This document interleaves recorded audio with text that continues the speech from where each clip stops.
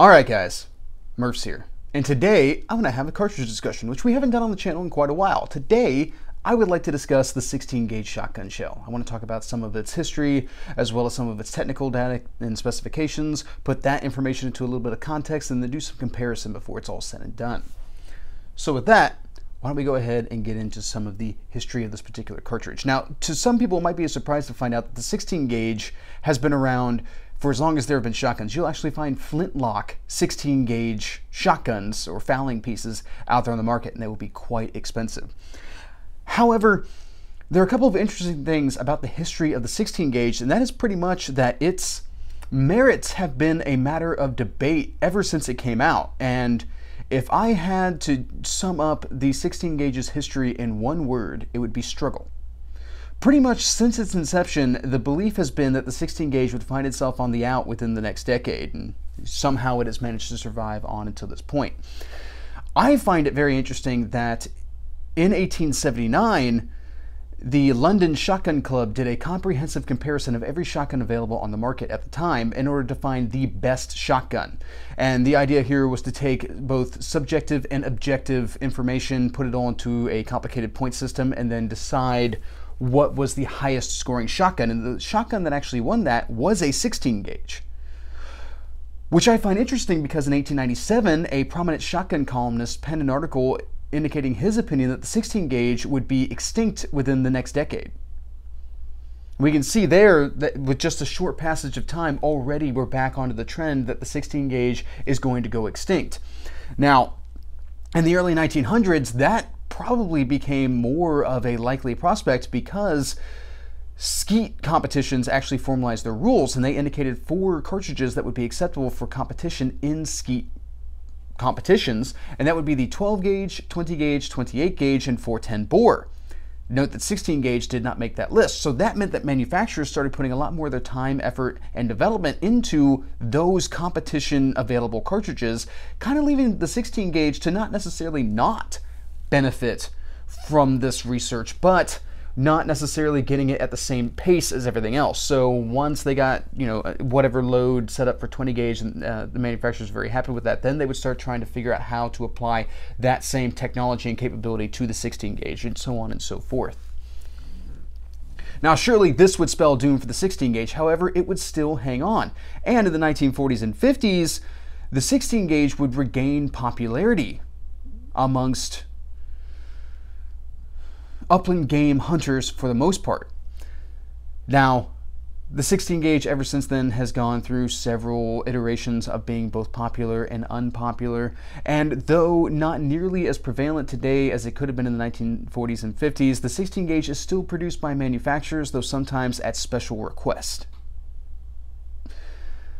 Alright guys, I think that pretty much covers the history portion of this. Why don't we go ahead and get into some of our data type portions here. And this is where we're going to wind up talking a lot about 12 gauge, because ever since 12 gauge's inception, it has pretty much been the gold standard of shotgunning. Now, whenever we talk about the 12 gauge versus the 16 gauge, our mantra becomes that of more. Now, since gauge, the lower the number, the larger the gauge, the 12 gauge is wider in diameter than the 16 gauge. So already right off the bat, it's going to be able to carry more powder. It's going to be able to carry more shot within a given shot size and all those types of things, which then with more powder means more velocity, and with more velocity means more energy for the same shot size of a comparable 16 gauge load out of a 12 gauge pattern. Something else to take into account is whenever we talk about the patterning process. Now, I've talked about this before on the channel, and I can throw links in the descriptions to other videos where it is mentioned. However, shotgun patterning is a little bit misleading. Generally, shotgun patterning is done on a stationary target in a very two-dimensional type engagement, which gives you kind of a false sense of what your pattern is actually doing if you're using that same shell to engage moving targets.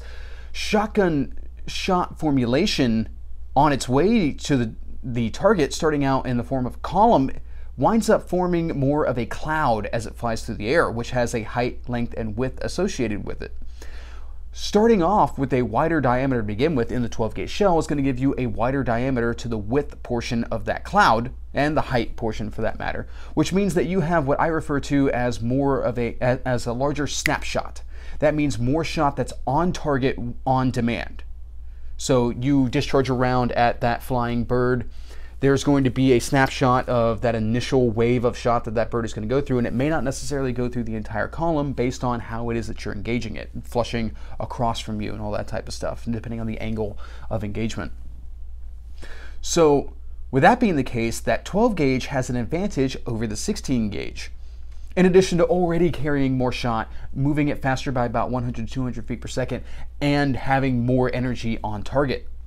In addition to that, you also have more shell length options. 16 gauge is pretty much, especially in the modern sense, restricted to 2 3/4 inch shells. At one time, if I remember correctly, there were 2.5 inch shells, but there's never been a 3-inch shell for the 16 gauge, whereas the 12 gauge comes in a 3-inch and 3.5-inch loading, which means more velocity, more shot. Not necessarily changing the height width of the cloud, but definitely lengthening the column and having more shot available for your target to potentially have to fly through.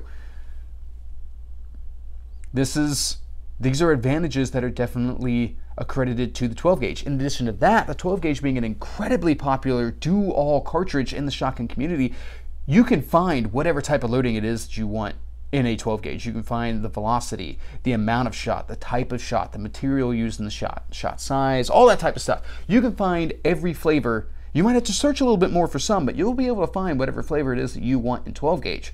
16 gauge does not have that same possibility. While there are still a lot of 16 gauge options out on the market, a lot of different shells that you can get, you're still restricted to 2 3/4 inch shells, and it does not have as many options as other more mainstream cartridges. I did not know here until recently that 16 gauge was even produced in steel. I grew up under the understanding that 16 gauge was not produced in steel. With there being less availability, you also have a higher cost associated with the 16 gauge, which we frequently find with niche type cartridges.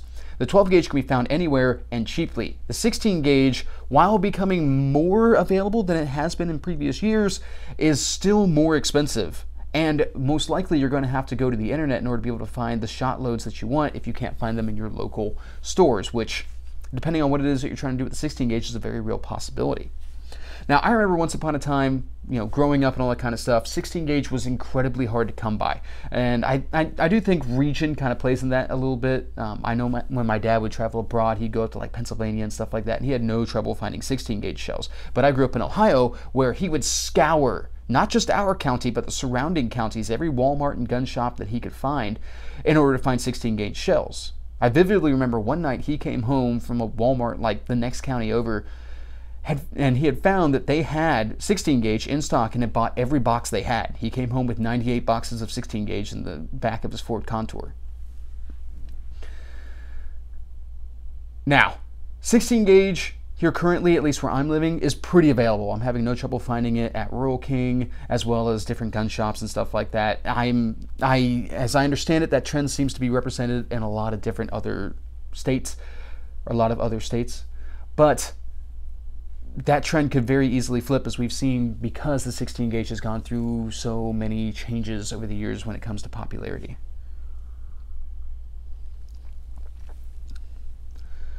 Now, I've pretty much been crapping on the 16 gauge this entire time, talking about how the 12 gauge just has all these other benefits. And Murph, is there not a single redeeming feature of the 16 gauge?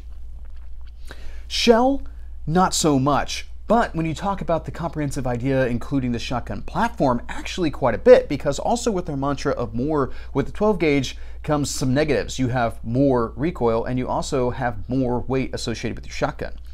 A 12 gauge is generally going to be more heavy than a 16 gauge. And you kind of get into a weird dynamic here, because a lot of people will tell you that current produced 20 and 16 gauges are not built on true 20 or 16 gauge frames. They're built on 12 gauge frames, with some minor changes made to the actual specifications for the smaller cartridge. And while that might be mostly true, you're still going to have a weight savings even in a 12 gauge frame, because a 16 gauge barrel is smaller. A 16 gauge bolt face is going to be smaller and all that kind of stuff. You're going to save, it's going to be ounces, but ounces are important in this conversation. However, a true purpose-built 16 gauge can be incredibly light. Now, of course, you could also build incredibly light 12 gauges. However, the question becomes, how much recoil are you taking at that point? If we take an Ithaca 37 for example, in the 16 gauge loading, that shotgun is actually kind of brutal. I've known quite a few people who complain about the recoil of a 16 gauge Featherlight.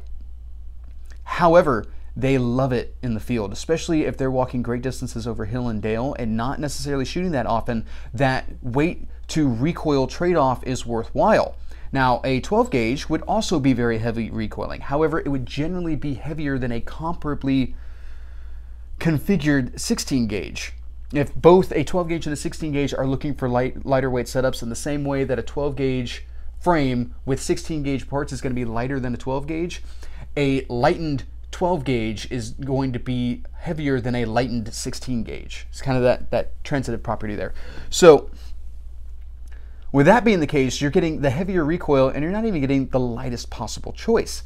In fact, if actually you went with a 16 gauge at a relatively comparable weight at that point, something that's a little bit heavier than the lightest possible 16 gauge, but not as, that maybe is of the same equivalent weight of a super lightweight 12 gauge or a little bit lighter than a lightweight 12 gauge, you're going to get less recoil out of that system, because the cartridge that you're starting off with is already lighter recoiling.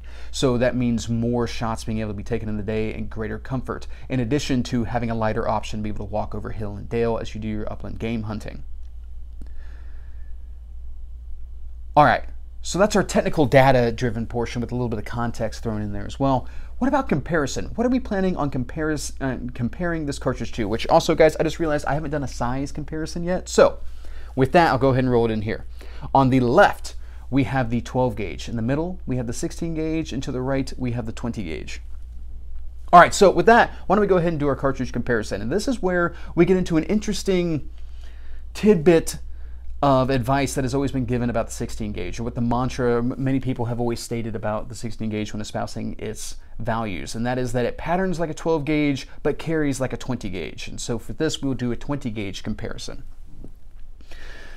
Now, when it comes to velocities, the 16 gauge technically has an edge. However, there's a lot of 20 gauge offerings out there and also available in 3-inch shells that are going to challenge any perceived advantage that the 16 gauge is going to have. Now, when you talk about the patterning of loads, in the same way that a 12 gauge is going to have a little bit of an advantage over the 16 gauge in patterning, the 16 gauge will have a slight advantage in patterning over the 20 gauge just from that wider overall starting diameter like we talked about with the 12 gauge. However, that does not mean that it patterns like a 12 gauge, and that's where I really disagree with this statement. It doesn't pattern like a 12 gauge. It doesn't shoot like a 12 gauge. It shoots like a 16 gauge. It just patterns potentially, mind you, potentially better than a 20 gauge. However, the 20 gauge has far more cartridge offerings out on the market and a wider variety of shot sizes and combinations and all that type of stuff. So with that, you can probably still find a 20 gauge that's going to meet your needs and be more available at a lower cost than a 16 gauge. So that pattern discussion really gets challenged at that point, especially when you start talking about economy of scale and all those types of things. But does the 16 gauge carry like a 20? And that is one part of this conversation that I do agree with. 20 gauge is fantastic because you can get lightweight, light recoiling shotguns out of it that make them comfortable for not only long distance walking for those who are either very young or very old, but also just in general, if you're looking to preserve your battery life, a lightweight 20 gauge is really going to work out well for you, just like a lightweight 16 will. However, we come back to the economy of scale with widely available offerings and see why the 20 gauge technically still beats out the 16 gauge in this discussion. Especially since, you know, yes, the 16 gauge carries more shot. It carries about 20% more shot. But if you don't necessarily have access to the load that patterns really well out of your 16 gauge, but you do have a load that patterns really well out of a 20 gauge, then it kind of answers itself right there as to which shell is going to be better for your uses. Now, keep in mind, in any discussion between shells when it comes to shotguns, a lot of it's going to come down to your choke and your shotgun and the load that you're choosing and all those types of things. So there's a lot of context that goes into that discussion overall. But we can project based off of the less contextual aspects of this, the cold hard facts of cost and load selections. We can take from that the 20 gauge does technically beat out the 16 gauge. All right, so what are my recommendations when it comes to the 16 gauge. First off, we'll start off with my background. What is my background with the 16 gauge? I grew up shooting a lot of 16 gauge. My family are 16 gauge fanatics. So each of us have a collection of 16 gauge shotguns.